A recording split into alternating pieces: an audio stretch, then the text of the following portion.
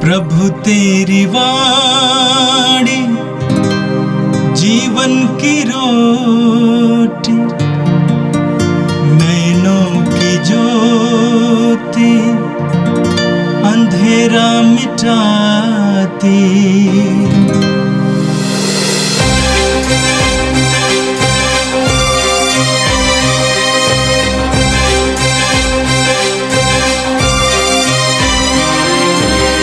प्रभु तेरी वाणी जीवन की रोटी, नैनों की ज्योति अंधेरा मिटाती। प्रभु तेरी वाणी जीवन की रोटी, नैनों की ज्योति अंधेरा मिटाती। वाणी वाणी वाणी वाणी वाणी पवित्र है, शाश्वत है, जीवन का मन्ना है। 27 दिसंबर मंगलवार। पहला पाठ संत यूहन्ना का पहला पत्र, अध्याय 1, पद संख्याएं 1 से 4 तक।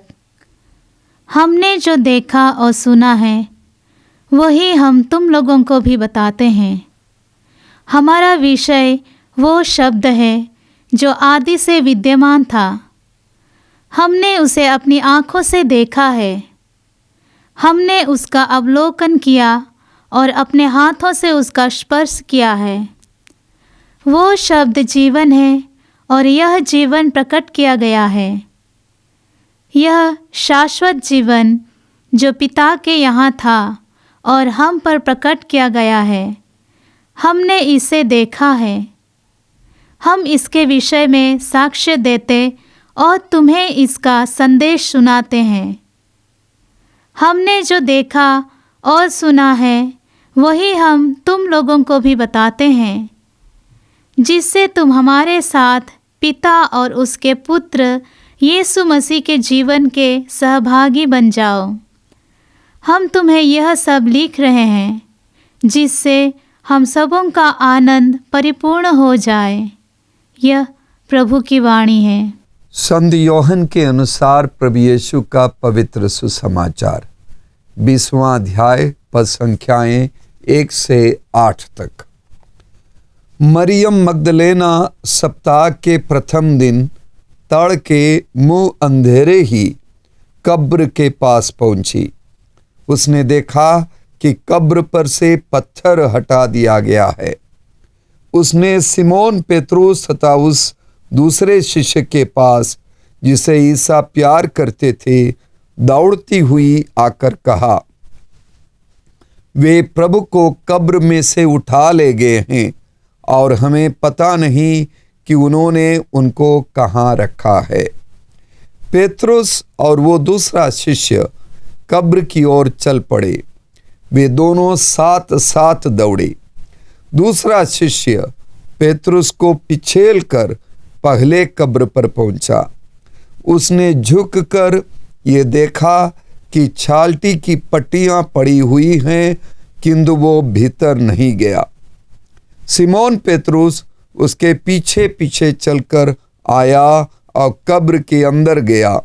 उसने देखा कि पट्टियां पड़ी हुई हैं और ईसा के सिर पर जो अंगोछा बंधा था वो पट्टियों के साथ नहीं बल्कि दूसरी जगह तह किया हुआ अलग पड़ा हुआ है।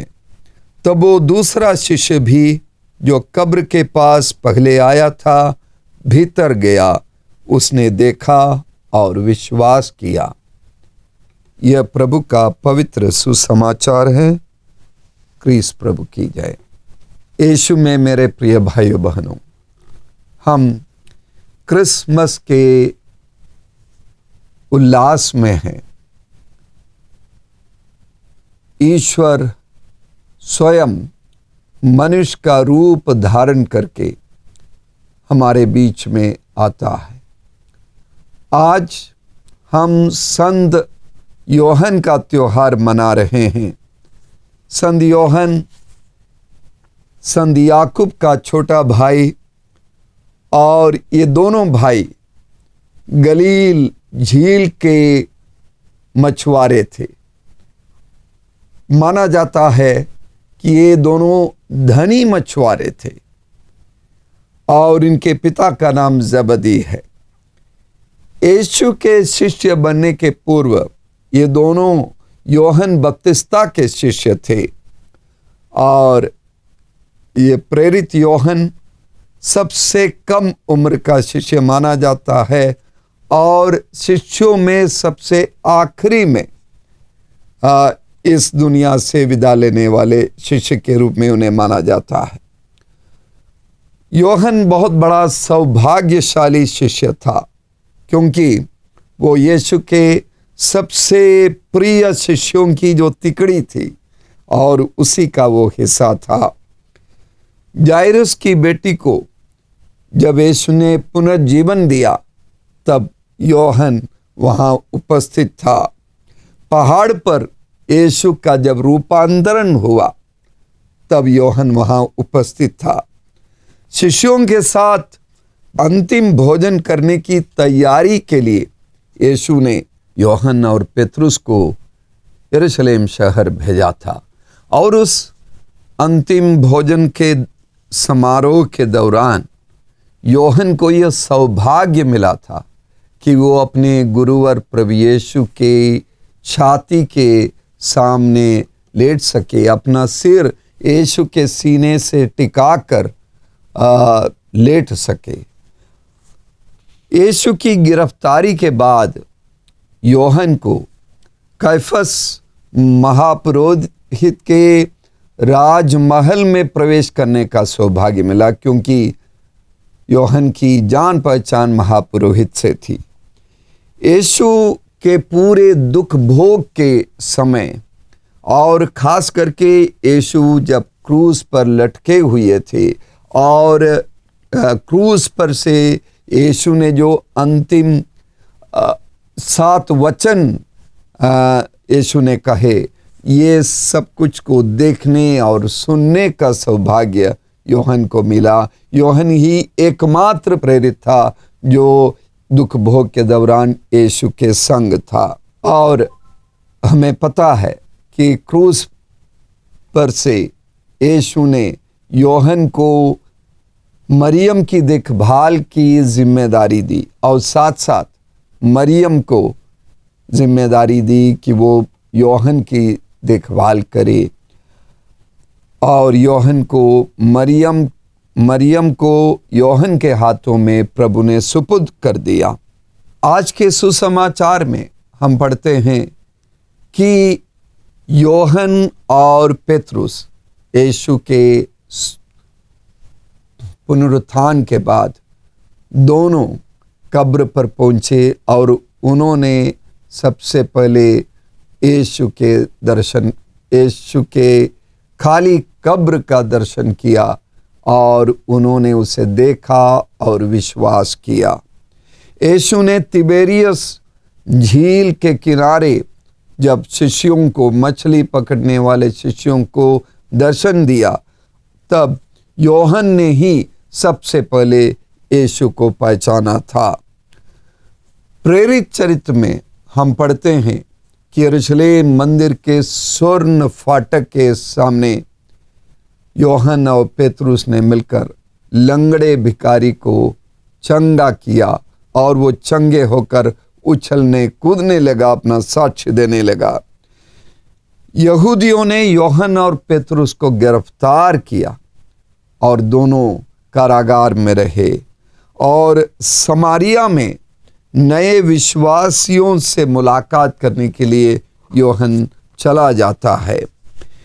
यीशु के स्वर्गारोहण के 12 साल बाद जब अग्रिप्पा महाराज के द्वारा उत्पीड़न होने लगा तब तक सभी शिष्य यरूशलेम शहर में ही थे, फिलिस्तीन में रहते थे और उसके बाद अलग अलग जगहों में वे लोग बिखर गए। वे लोग अपनी सेवा कार्य के लिए, वचन सुनाने के लिए निकल गए और उस दौरान यूहन्ना एशिया माइनर गए और एफेसुस शहर में रहकर 7 कलीसियाओं की स्थापना यूहन्ना ने की और उन 7 कलीसियाओं की सेवा भी की। रोमी और यूनानी परंपराओं में और वहाँ के दर्शन शास्त्र में लोगोस यानी शब्द या वचन का बहुत बड़ा महत्व था।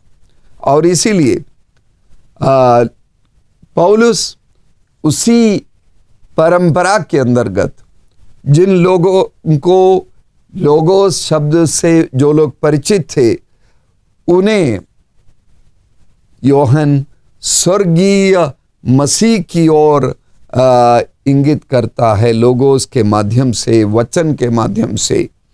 एफेसुस में रहकर यूहन्ना ने सुसमाचार की रचना की और ये आत्मिक सुसमाचार कहा जाता है।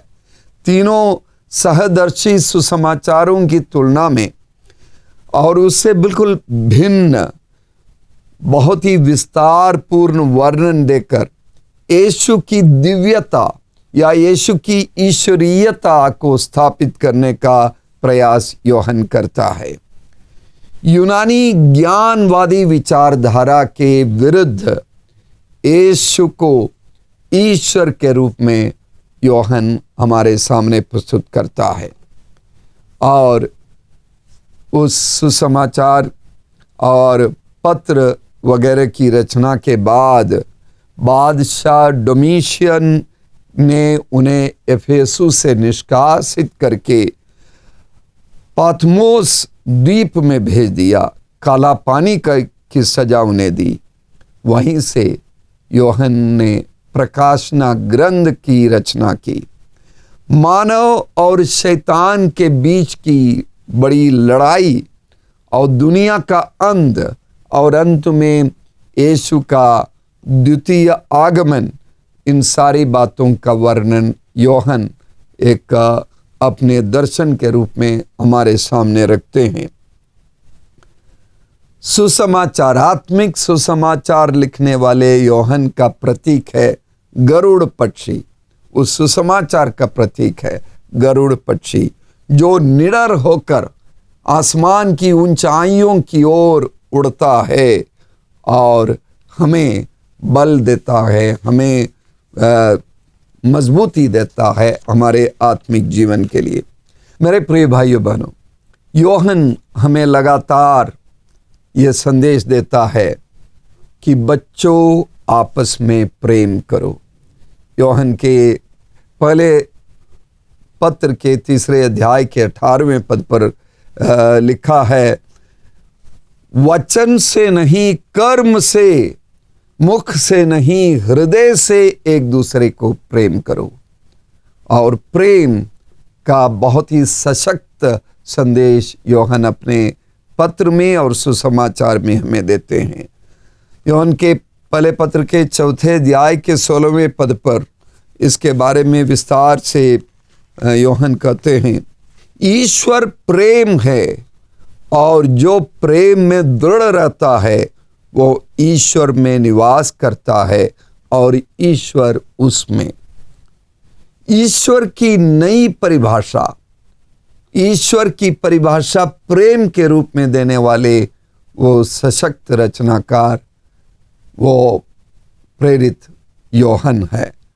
और पाथमोस से वापस वो एफेसुस में पहुंचते हैं राजा अग्रिप्पा की मृत्यु के बाद। और एफेसुस में लंबी आयु का जीवन बिताकर अपनी वृद्धावस्था में यूहन्ना इस संसार से विदा लेता है। यूहन्ना के पहले पत्र के 4 अध्याय के 11वें पद पर लिखा है, प्रिय भाइयों, यदि ईश्वर ने हमको इतना प्यार किया तो हमको भी एक दूसरे को प्यार करना चाहिए। हमें एक दूसरे को प्यार करना चाहिए। यही यूहन्ना का सबसे महत्वपूर्ण वचन है।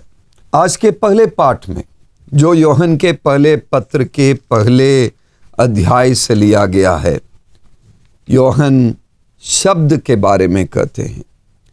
हमारा विषय वो शब्द है जो आदि से विद्यमान था। शब्द क्या है?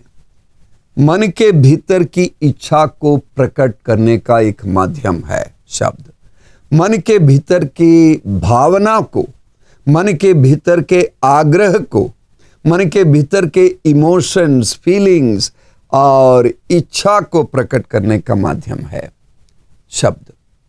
और उसी शब्द के माध्यम से ईश्वर अपनी भावना को प्रकट करते हैं, यानी लोगोस, यीशु को प्रकट करते हैं। ईश्वर के पुत्र यानी पवित्र त्रित्व का द्वितीय व्यक्ति यीशु परमपिता परमेश्वर के मन की भावना का प्रकटीकरण है। दुनिया की मुक्ति के लिए ईश्वर के मन की भावना का प्रदर्शन है स्वयं प्रभु यीशु। ईश्वर ने संसार की सृष्टि वचन द्वारा किया, यानी शब्द के द्वारा किया, मतलब अपने पुत्र यीशु के द्वारा दुनिया की सृष्टि हुई। यीशु स्वयं सृष्टिकर्ता है, वही जीवन का मालिक है और इसलिए उसे जीवन का वचन, जीवन का शब्द कहते हैं। जिंदगी का कलाम है वो, वर्ड ऑफ लाइफ है यीशु। ईश्वर को किसी ने नहीं देखा है। अदृश्यमान ईश्वर को इस दुनिया को दिखाने के लिए यीशु ने जन्म लिया और जीवन जिया ताकि हम उस ईश्वर को देखें, उस अदृश्यमान ईश्वर की अभिव्यक्ति, उस अदृश्यमान ईश्वर का प्रकटीकरण या अदृश्यमान ईश्वर का आविर्भाव है यीशु का जन्म और यीशु का जीवन। वो अनादिकाल से यीशु है और वो संसार में इसलिए आया कि हमें जीवन मिले, परिपूर्ण जीवन मिले। आज के पाठ के अंक आखिरी में यूहन्ना कहते हैं जिससे हम सबों का आनंद परिपूर्ण हो जाए। और इसीलिए यीशु हमारे बीच में शब्द देह बनकर आता है कि हमारे जीवन का आनंद परिपूर्ण हो जाए। यूहन्ना ने उस शब्द को देखा, यूहन्ना ने उसे अनुभव किया यीशु के रूप में, यूहन्ना ने उसे स्पर्श किया, उसे सुना और अब वो अपनी वृद्धावस्था में इफिसुस में रहकर उसके बारे में हमारे लिए बताते हैं। वो इसलिए है कि हमारा आनंद परिपूर्ण हो जाए। आज के सुसमाचार में हम सुनते हैं कि यीशु के पुनरुत्थान के बाद खाली कब्र के दर्शन पाने के लिए यूहन्ना और पेतरुस दौड़ के आते हैं। यहाँ यूहन्ना के व्यक्तित्व के रूप में हमें परिचय मिलता है। यूहन्ना की विनम्रता, यूहन्ना नौजवान था और पेतरुस के साथ दौड़ते हुए सबसे पहले यूहन्ना पहुंचा कब्र के पास, लेकिन उसकी विनम्रता थी कि वो पीछे रह गया, अपने दल के अपने समूह के नेता पेतरुस को अंदर प्रवेश करने दिया। और पेतरुस के लौटने के बाद यूहन्ना ने भी देखा कि कब्र खाली है और दोनों ने देखा कि यीशु के सिर पर जो अंगोछा बंधा था वो पट्टियों के साथ नहीं बल्कि दूसरी जगह तह किया हुआ अलग पड़ा हुआ है। इसका एक अर्थ है, जो चीज तह किया रहता है उसका मतलब फिर से आगमन होगा। यहूदी परिवारों में जब भोजन खाया जाता है तो तौलिया दिया जाता है कि भोजन के बाद हाथ साफ करने के लिए। यदि भोजन समाप्त किया जाता है तो वो तौलिया को ऐसे फेंका जाता है जिसे नौकर जाके धोएगा और तह करके फिर अगले भोजन के लिए रखेगा। लेकिन यदि भोजन समाप्त नहीं हुआ तो वो भोजन करने वाला व्यक्ति स्वयं उस तौलिया को तह करके रखते हैं। अन्य कार्य के लिए अचानक कोई कार्य पड़ गया, वापस आके भोजन करता।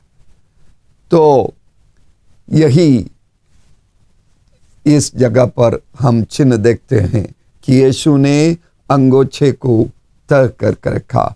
इस संदेश के साथ मैंने अपना मिशन पूरा नहीं किया, मेरा मिशन अधूरा है, मैं फिर आऊंगा। इसका योहन साक्षी है और इसलिए योहन यीशु के अंतिम आगमन या दोबारा आगमन के बारे में हमें बताते हैं। वो कहते हैं कि वो दूसरा शिष्य भी जो कब्र के पास पहले आया था, भीतर गया, उसने देखा और विश्वास किया। और योहन ने सब कुछ को देखा, विश्वास किया और वो विश्वास हमारे साथ वो साझा कर रहे हैं। हम योहन के विश्वास को अपनावे, योहन की शिक्षा को अपनावे, प्रेम करने की शिक्षा को हम अपनावे और जो बच्चों आपस में प्रेम करो, ये संदेश बार बार हमें देने वाले योहन की शिक्षा के अनुसार हम प्रेम के मार्ग पर ईश्वर के राज की स्थापना करें। आइए हम प्रार्थना करें। सर्वशक्तिमान प्रेमी पिता ईश्वर, तेरे महान प्रेम की शिक्षा हमें देने वाले संत योहन के लिए हम तुझे धन्यवाद देते हैं, तेरी स्तुति करते हैं। प्रेम के मार्ग पर चल रहे, हर तरह के विद्वेष और नफरत के बीच में प्रेम के मार्ग से अपने अंदर की बुराइयों पर जीत पाने, अपने आसपास के लोगों पर जीत पाने, संसार पर प्रेम के द्वारा जीत पाने की शक्ति हम सबको प्रदान कर, ये प्रार्थना करते हैं क्रिस्त हमारे प्रभु के द्वारा, आमीन। प्रभु तेरी वाणी जीवन की रोटी, नैनों की ज्योति अंधेरा मिटाती, वाणी वाणी वाणी वाणी वाणी पवित्र है, शाश्वत है जीवन